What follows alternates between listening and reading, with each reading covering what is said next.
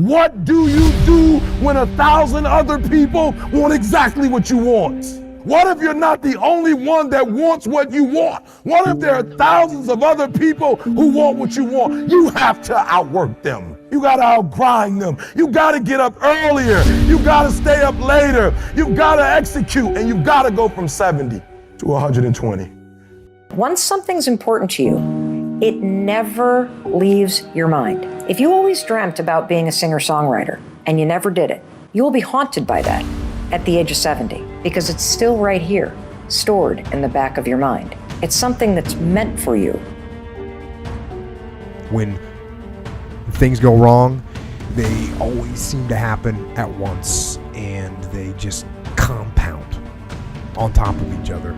And it's pretty easy sometimes to feel beat when you're faced with all those issues and all those problems, and they all hit you at the same time. But let me tell you, that doesn't mean give up. In fact, it means the opposite.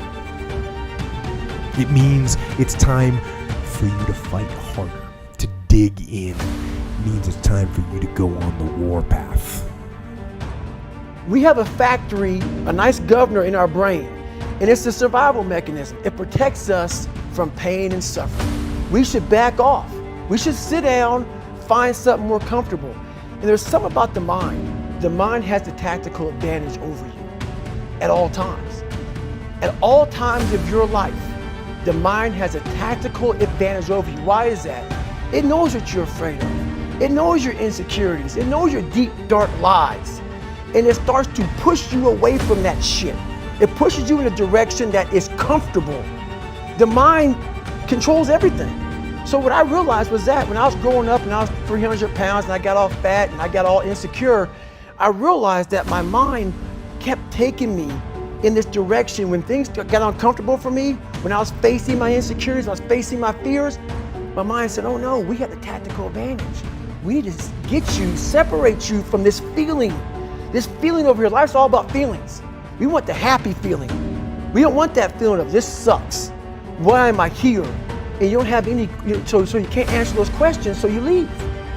I started realizing that if in that moment, and you are now in charge of your brain versus your brain ruling you, that's where all that stuff comes from. So the 40% rule is all of that. You get to 40%, your brain says, we're done. Let's roll, man. This is starting to get painful. This is uncomfortable. At 40%, I'm feeling pain. That's where the 40% rule kicks in. Now it starts. Okay, I'm feeling pain. It starts telling you all these things. You start to believe it because the mind controls all. This is the time where you have to gain control back of your mind. It's okay. Let me see if I can go 45%. And once you start giving yourself more and more hope and start realizing, okay, the mind starts to be, okay, what are you doing? We're supposed to be going right and you're going left. You start then controlling your mind. You know, tough times, this is what they do in our lives. They reveal what we are made of. But they reveal what we are made of. You know, I will never know who you are until you go through tough times. I will never know what you are made of until you go through tough times. You will never know your true friends until you go through tough times. You will never know your true husband until you receive a message from the doctor that says there's no chance for you, of giving birth to children. You will never know his heart. You will never know. You will never know the wife that you have until you lose your job. That is when people are being revealed. Tough times, they reveal the true us. They reveal our true friends.